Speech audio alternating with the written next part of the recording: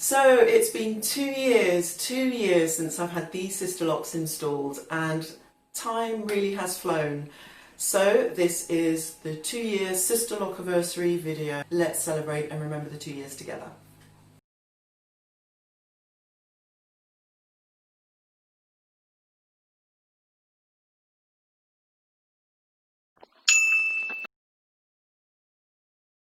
Hello and welcome to the video. If you're new here, you're very welcome, and if you're a returning subscriber or even a subscriber to be, or just looking for the very first time, welcome, and tap the bell if you're not a subscriber. So before I get into the 2-year journey, I just wanted to take a minute to just actually say thank you to the Sisterlock community. Sisterlocks community. It's a very welcoming community that I'm really happy to be a part of. So as you can see, I had these Sisterlocks installed. For those of you who are new to the channel, I had these Sisterlocks installed in December 2018, and of course it's now December 2020, so I'm at the 2-year mark. And as you can see in the pictures, they've changed a great deal in that time, and not just in terms of length, but they've thickened, as Sisterlocks will do, over time. And at the time that they were installed, I had a couple of different lengths. So the back, which had been shaved into an undercut by that stage, was 4 inches long, and then the rest of it, the sides, front and the middle, was 6 inches long. So this is where I am at this stage after 2 years, having started out at that point.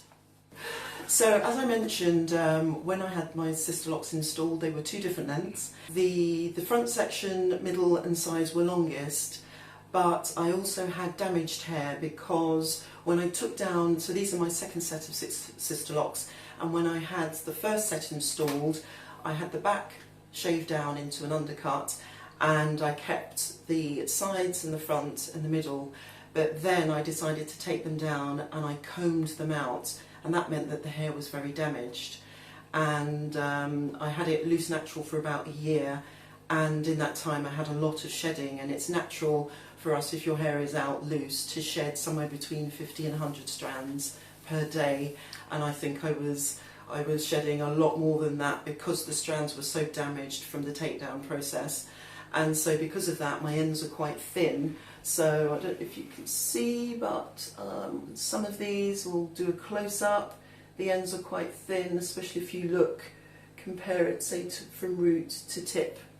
That's something that I wanted to draw your attention to, just to sort of explain why my Sisterlocks are the way they are. And actually, it brings up a really important point, because the way your Sisterlocks will start to settle in and the way they'll look eventually will be tied to how they are, or how your loose natural hair is at the beginning. So in my case, mine was 2 different lengths, and the ends were quite ravaged and thin, and that has an impact on how the Sisterlocks are now, because if I compare them to my first journey, I didn't have that, and my ends were not thin compared to the root, and so my Sisterlocks there were thick at the ends. So you know, whatever condition that your hair is in as a loose natural, there'll be some aspect of that that's going to be retained and reflected in your Sisterlocks, although of course you will retain length and all of that good stuff.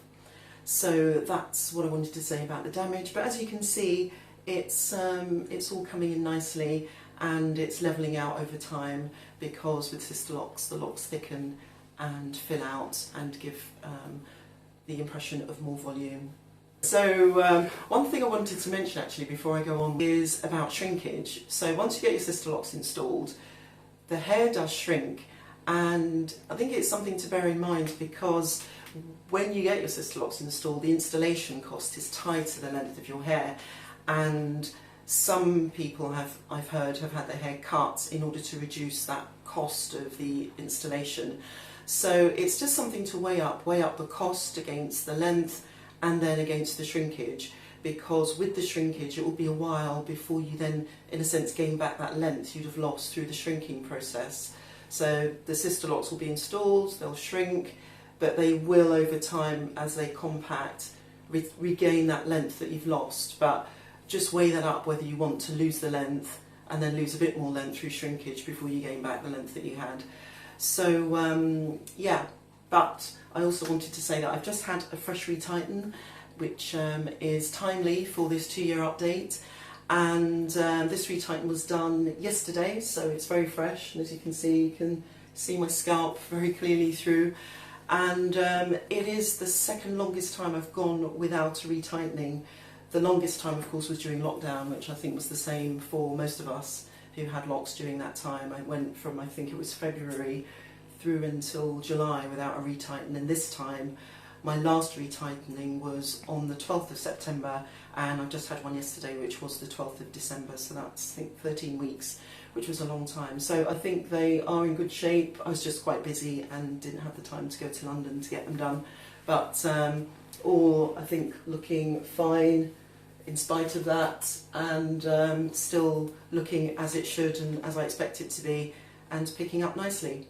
So another thing that I think will be really important at this part of the journey is to share what my 2-year Sisterlock routine is. And as well as it being a Sisterlock journey, I look at it as a Sisterlock hair care routine, because from the very beginning of the Sisterlock journey to where I am now, I do very different things. So for example, I no longer braid and band. I think I stopped doing that after about a year, and I felt that the locks had stabilised at that point and there was no slippage, so I stopped braiding and banding.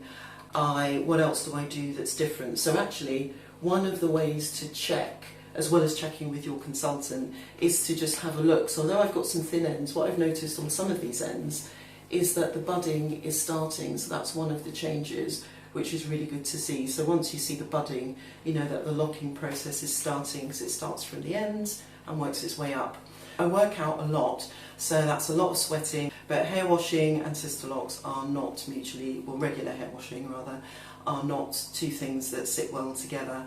So as a compromise, I'm now washing every 3 weeks, but after each intense workout where, you know, covered in sweat, scalp is sweaty and everything else, I then spray, and I'm now using a Fenugreek tea. If you follow my channel, you know that I'm a big DIYer. I love making DIYs, partly because I know what's in them, it's natural stuff, and it's not full of junk or chemicals. So that's my routine in terms of the workout regime, just to minimise on the washing. And I've been trying out a few shampoos, so I might cover shampoos in a future episode. I also oil. I know some consultants are against oiling, but I do oil my scalp. My first set of Sisterlocks were very dry. They were, you know, it was like dried winter leaves. You know, you could literally hear it, crunch, crunch. So I like to apply an oil. I apply it to the scalp once a week, and then sometimes a little bit on my palms, and then just rub it over. But my main focus is on the scalp. And I just use a mixture of oils. In fact, it's an amla oil, which I've covered in another video, which I'm also testing at the moment. So oil once a week, wash with shampoo every 3 weeks. I use my Fenugreek tea after my intensive workouts for the sweaty scalp, and Sisterlocks. I also don't tie up my hair. As you may remember if you followed this channel, I have quite fragile edges, and so far, what I've been doing is just leaving it down, but I don't know how much longer I can get away with it, because I do high intensity workouts. It's now here, and I'm going to have to think of something. I guess I will have to start tying it up. I'm reluctant to, but so I don't style it. I've never done a braid out or anything else, and I don't wear it tied up. And that's just because I want to reduce the amount of stress and pressure, and I just don't want to do that. But I know that part of having Sisterlocks is that those style options, which will work for some people and not for others, but it's not really something that I do. But I may change, because it's a journey, and the journey isn't rigid. It's got to be tailored to what works for you. So that's that. And then my nighttime routine, I have a little satin bonnet, and I should have brought one to show you, but it's one of those that you plonk on, or I just use a satin scarf. And then sometimes if it's a really hot night, especially in the summer, sleeping in the summer with a satin bonnet is like sitting in a sauna for me anyway. So then what I do is I just wrap the pillowcase with the satin scarf and then sleep on that, especially if I've washed my hair quite close to bedtime and it's still damp. so then I just leave it to sort of air dry while I sleep, as it were. Actually, I didn't explain the satin bonnet because there may be some of you who are completely new to Sisterlocks and you're still doing your research. So the reason why you'd have a satin bonnet is, and it could be made of satin-like material, which is polyester, but the essence of it, I wish I had it here with me, but it's that material that's very smooth and shiny. It's kind of a nylon-y material, and it's just a lot better than cotton, because although cotton is great, it absorbs a lot of the natural oil. So whether or not you oil your hair, it's advisable not to put something on that's going to absorb all of the natural oils or the oils you've applied, because you want them to do their thing in your hair, or even the natural sebum to not be pulled away from your scalp. So satin, because that's slip, and it just means if you're sleeping on it or it's on your hair, you know, your locks just glide over it instead of just being latched onto and the nice moisture being taken out of them. So that's the reason for the satin bonnet. I don't know how many locks I've got, I've never counted them, and I think in the Sisterlock community you have Sisterlocks if you have around the 400 mark, 400 locks. I don't know whether I have, but I don't think lock count is important. What's changed in the 2 years' time? Well, as you can see from the pictures, the locks themselves have filled out. As I've mentioned, I can see budding on some of these thinner ends, which is really great to see, because that means that the Sisterlocks are locking, which means that they will be more stable, and of course there'll be no slippage once they're locking. And of course the back ones, which were thicker, you can see from the ends, there aren't any curly ends. Where there are no curly ends, and you can see little nobules, as it were, or bubbles forming. That's the budding beginning. Nobules, is that the right word? I don't know. But lumps. So when you see the little lump starting to form, then that's the budding process. I mean, I have a bad habit sometimes of, you know, sitting there at your desk and then you grab hold of one of those little lumps and then I just hook it onto my fingernail and rip. Very bad habit. But advisable not to do that, because that's how the lock starts to lock and become more established. So that's my Sisterlock journey. That's the 2 years, 24 months. Can't believe it's here. I'm still really enjoying the journey, loving it, and the biggest and greatest thing about this is the freedom. Maybe I should sit down and work out how many hours I've saved in not having to do my hair every week, and, you know, 3 hours of doing 2-strand twists every week, etc. But yeah, it's great, and really loving it, and I would strongly advise you to join the Sisterlocks community if you're not a part of it.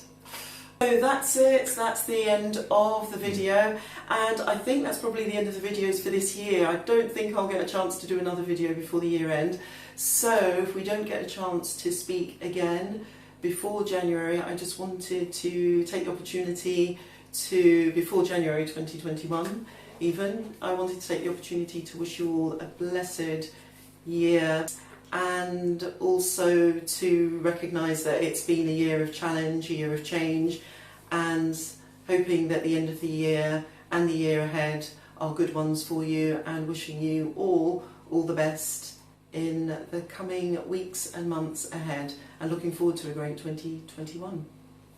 See you next time.